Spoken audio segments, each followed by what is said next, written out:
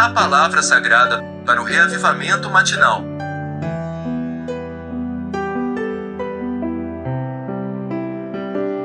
Efésios capítulo 4, versículo 24.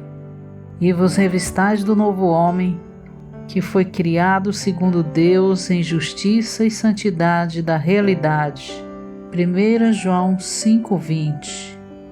E sabemos que o Filho de Deus veio e nos deu entendimento para conhecermos o verdadeiro, e estamos no verdadeiro, em seu Filho, Jesus Cristo.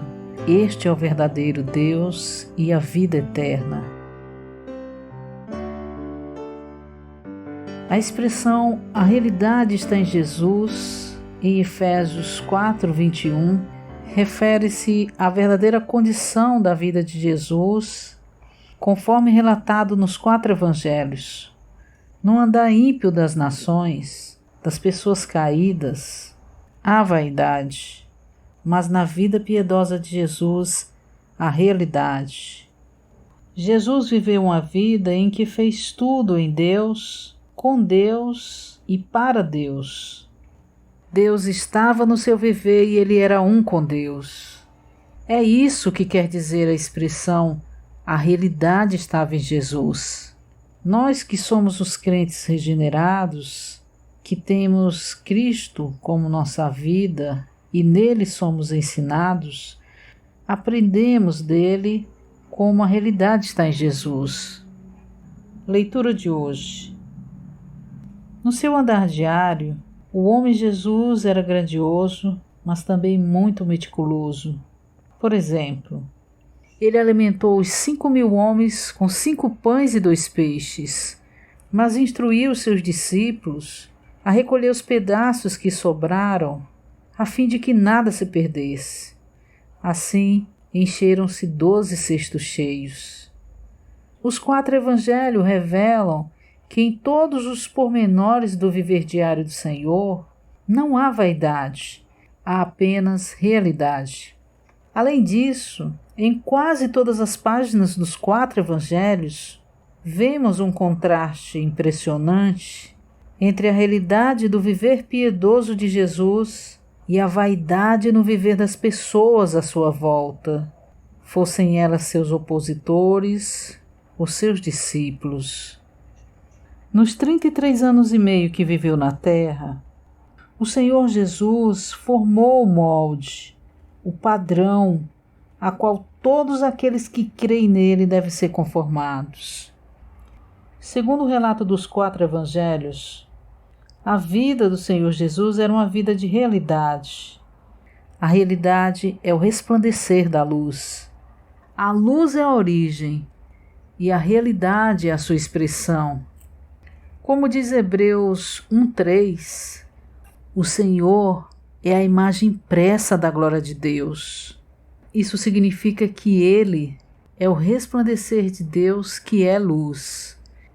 Porque em todos os aspectos do viver do Senhor na terra havia o resplandecer da luz, a sua vida era uma vida de realidade, uma vida do resplandecer do próprio Deus. Essa vida de realidade era a expressão de Deus. Por essa razão, Paulo diz que aprendemos Cristo como a realidade está em Jesus, ou seja, aprendemos Cristo segundo o molde da vida de Jesus, que é realidade. Depois de Cristo ter estabelecido esse molde, passou pela morte e ressurreição, e em ressurreição tornou-se o Espírito que dá vida. Como Espírito, Ele entrou em nós a fim de ser a nossa vida. Quando cremos em Cristo e fomos batizados, Deus colocou-nos nele, o molde, assim como a massa é colocada no molde. Ao sermos colocados no molde, aprendemos o molde. Isso significa que ao sermos colocados em Cristo, aprendemos Cristo. Por um lado, Deus colocou-nos em Cristo. Por outro lado, Cristo entrou em nós para ser a nossa vida. Agora, podemos viver por Ele, segundo o molde no qual fomos colocados por Deus. Estamos em Cristo como molde e Ele está em nós como a nossa vida. Desse modo, aprendemos Cristo como a realidade está em Jesus. Em Efésios 4, antes de Paulo mencionar a graça, ou seja, o suprimento, ele apresenta a realidade, ou seja, o princípio, o modelo e o padrão.